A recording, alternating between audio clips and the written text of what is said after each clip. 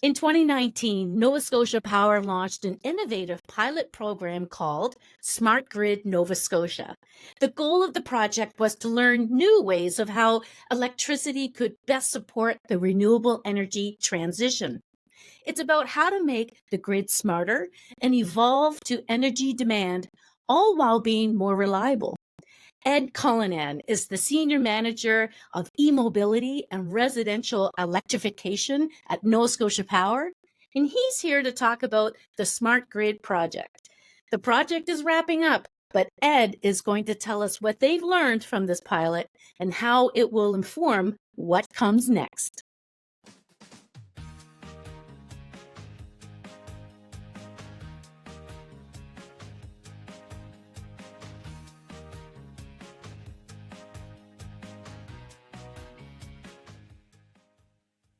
Hi, Ed. Welcome to Reimagined Energy.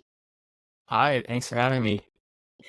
We met recently at the Smart Energy Conference. It was really great to have a quick conversation there and get to know a little bit about your work at Nova Scotia Power. But I'm always curious, with guests that come on this podcast, why they became interested in energy, and tell everyone a little bit about your energy story.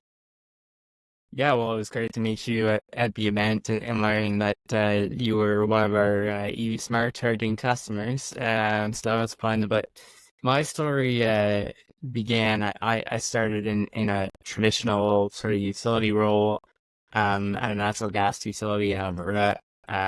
Worked for ATCO Gas in Calgary for 10 years to start my career and sort of had two stories there. The first sort of 5, 6 years was traditional engineering, construction operations, building gas distribution facilities to new subdivisions and buildings in Calgary.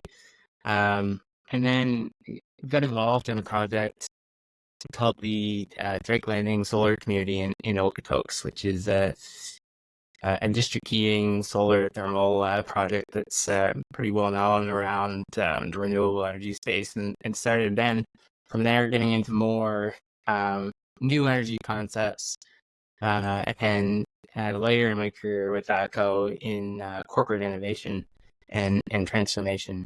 And so that was sort of the second half that transformed what I wanted to do in energy space or in the utility space. Then during the pandemic, I had an opportunity to come east to Atlantic Canada, where I'm originally from, and work with Nova Scotia Power on specifically Smart Grid Nova Scotia project, and start basically a third chapter in my energy career, working directly with customers on how to make their energy use easier and better, and how they can participate in transformation of the energy system. Talking about the Smart Grid project and how it began, it was initially, or is it always part of a larger Smart Grid Atlantic initiative, I'm told. So Yeah, how did it all begin? yeah. So Smart Grid Nova Scotia is part of the Smart Grid Atlantic initiative. It was a partnership between NB Power and Siemens Canada, to investigate the best way to integrate distributed energy resources into the energy system in Atlantic Canada, leveraging the development and testing of an energy system platform from Siemens, which is software to coordinate all of those resources, whether that's solar, batteries, or EVs, and then share the learnings between the two utilities in NB Power and Nova Scotia Power. And so when we think about Smart Grid Nova Scotia, that was our sort of customer-facing brands in Nova Scotia that encompassed some of the suite of programs that we offered during that pilot project in Nova Scotia. Can you briefly describe the project and I believe it was battery storage and community solar gardens, things like that? Yeah, so it was a huge project. We had a suite of pilot programs working directly with real customers to test out new ideas and new technology. The suite of programs covered, like you said, a battery storage pilot where we installed batteries in customers' homes, and then we're able to control those batteries to operate the homes as kind of like little energy nodes on the grid. Um, while the customer then got to use the batteries for resiliency. And there's a community solar pilot that's ongoing, where customers from anywhere across the province can subscribe to solar energy from a solar garden in Amherst and get a credit on their bill for that solar energy that's produced. As you know, we worked on EV Smart Charging pilot, and had two sort of iterations on that, which were different approaches, but basically one approach where we installed chargers in homes, and to control the chargers to basically control how much power was delivered to the vehicle at any time, allowing us to move energy around effectively, or energy use, to different times of day. And then the other version of that was we actually could send a schedule to the vehicle directly, and the vehicle could then coordinate the best time to charge that vehicle. We also worked in the commercial space, so small commercial and industrial solar plus battery pilot, where we were investigating how best we can use larger distributed batteries and large-ish connected solar facilities. We worked on a pilot with Efficiency Nova Scotia to coordinate buildings, so building management systems, under the same premise, like, what is the best time in which those buildings can use energy, and is there times in which they can avoid using energy that then ultimately lowers the total cost of operating grid, and pay those customers for that service, influencing HVAC systems and process systems, all while maintaining comfort in building and operations. And finally, we had a small investigation of what does bi-directional charging look like, where we installed two of the first bi-directional chargers in Atlantic Canada, certainly east of Toronto, Quebec area. And we specifically operated them in a vehicle to building manner, where we were trying to influence how the vehicle could deliver services back to the building by discharging the battery at times that were advantageous. So lots. It was huge undertaking. This is all underpinned by the energy system platform, and how that system can help coordinate all of these resources together in order to operate these distributed resources as a tool for the energy system, and allow customers to participate in energy transformation. What was the goal of Smart Grid? There were probably a couple of major goals that you set out to achieve. Yeah, I mean, we were interested in investigating how operating in new ways, or delivering access to new technology could improve affordability, reliability, and environmental performance. And that's all summarized in basically what is the best way to integrate these distributed energy resources. We know that customers want some of this technology, or at least many customers are interested in this technology, and in some cases, like batteries in particular, the technology is still kind of out of reach in terms of affordability. But if we can share in the value of that new technology by sharing in what it is able to provide, like in the example of the batteries, using them to manage energy in the home while they're on grid, and then the customer using it to manage through an outage, say a storm situation or an unplanned outage, that we can actually lower the total cost to the customer, get that technology in their hands sooner, and then also get it on a grid sphere to actually provide benefit for everyone. As far as the goal is to investigate how best to do that, what are the underlying strategies, technologies, to do that? What is the performance of the program with the customers, but also the performance of the devices, and how they interact with the energy system? Hmm. So as well as, gathering a lot of data and learning and studying people's, energy use, what were the key findings, from the Smart Grid project? Yeah, so key findings show that in many cases, distributed energy resources can contribute to improving affordability, reliability, and environmental performance. Um, in some cases, certain devices perform one of those things better than others, for example. So you can maybe shift energy from a time of higher cost to lower cost with energy storage. The batteries, for example, do have the resiliency benefit. Like they perform very well for our customers when there was an outage, supporting customers through 99% of their client outages throughout the pilot. Um, Similar to moving energy from a period of higher cost to lower cost, um, that is also true of moving energy use from a period of potentially higher emissions to lower emissions, just all by timing when that energy use is happening. And one of the major sort of technical findings on that, and where you step back from the programming, the benefit lines for a second, is that it really depends on the time of day and how good you can become at optimizing for when you do send commands to different devices, or when you do ask for the devices to do something for you. So we got a really good sense of like the hours of the day that certain devices are able to provide benefits and certain devices aren't. So that was really exciting. Now, like you said, we've got one of the largest, the largest data set of EV charging data um, in Nova Scotia of its kind. Basically, 2.5 years of hundreds of vehicles charging.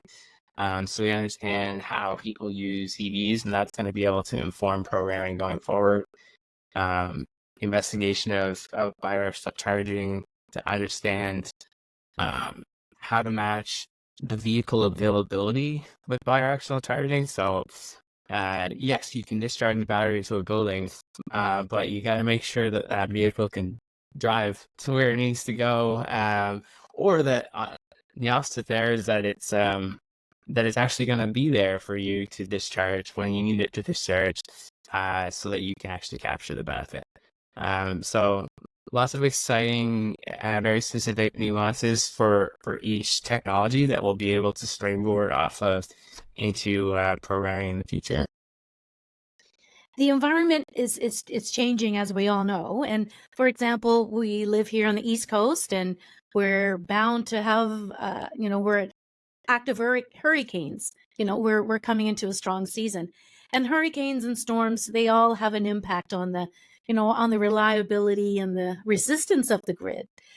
Will bi-directional charging be part of the future plan? And while you're at it, briefly explain, to people who don't quite know what bi-directional charging is.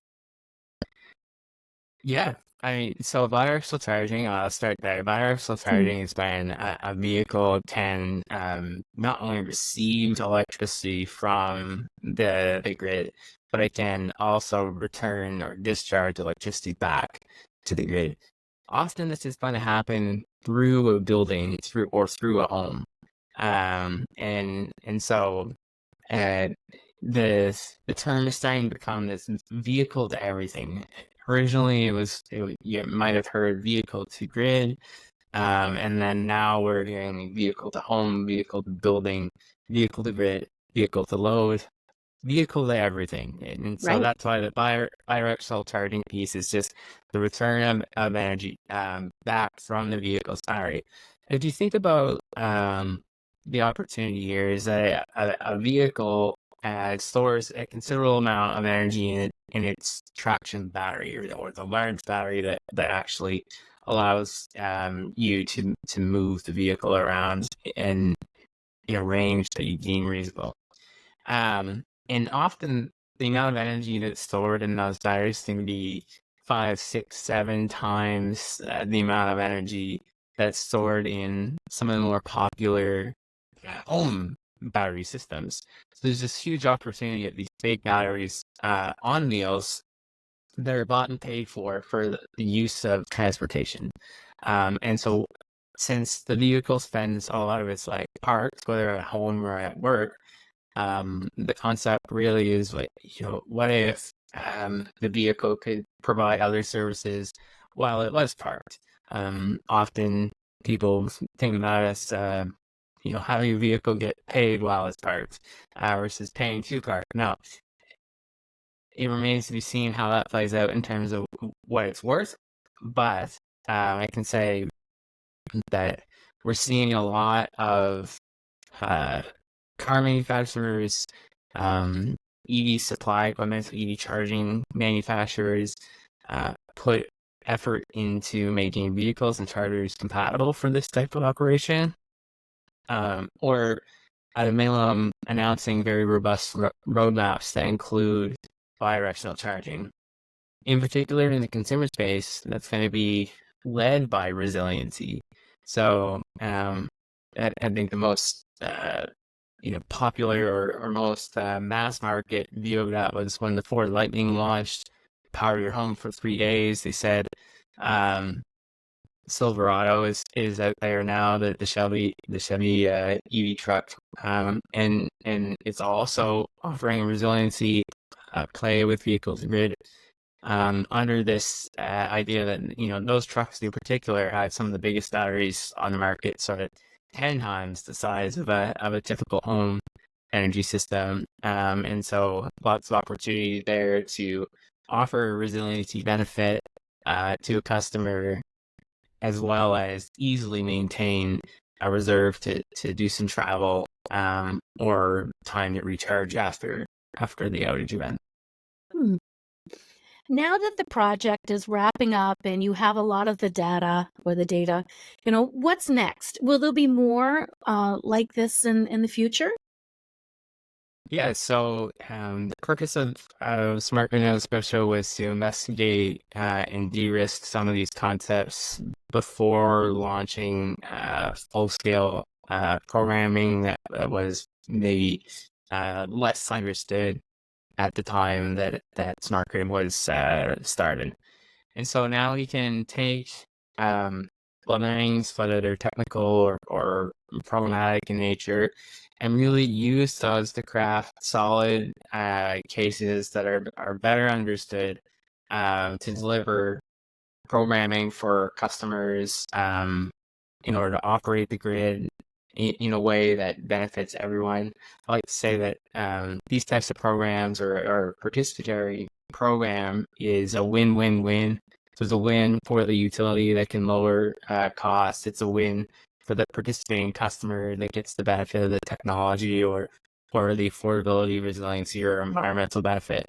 And realistically, it's a win for the non-participant as well, because if this truly pans out as a way to deliver the same or better benefit to the greater system, greater like group of customers as a whole, then even if they're not participating, they're benefiting from that lower cost, lower emissions, and greater reliability. So we're excited about the promise of what we've learned to date and how we can apply that to building business cases around this technology that we know customers want. Customers are choosing EVs like never before, and that growth is still trending upwards. We know that customers have a high interest in solar and batteries, and we know that building owners are always looking for ways to lower their total costs. And we'll participate in a program that allows us to work with them to coordinate when they use energy. So lots more to come on all of these programs, I think, in the future. Awesome. Well, sign me up. I'd love to be guinea pig for future ones if you're doing residential. Well, thanks, Ed, for joining me today. It was wonderful to have you on the podcast, and I'm excited to see what's ahead for Nova Scotia Power, and I know that you guys are working hard for the resiliency side and also prepping the grid for the future. So, thanks for joining me today. Yeah, thanks for having me, Maria. Well, there you have it. That was Ed Cullinan of Nova Scotia Power, who was talking about the Smart Grid project that is wrapping up with all kinds of information that they've gathered over the period of time on battery storage, community solar gardens, EV smart charging, and bi-directional charging. Thanks again, Ed, for joining me. And by the way, if you have any questions about today's podcast, make sure you go to our website and fill out our contact form. It's reimaginedenergy.com. And just letting you know as well, this podcast is sponsored by Smart Energy. It's a conference that's held in Halifax and in Vancouver, and it brings together a lot of smart people in the energy field. Make sure you register or follow them on social. I'm your host, Maria McGowan. Thanks so much for listening or watching today, and we'll hope to see you next time.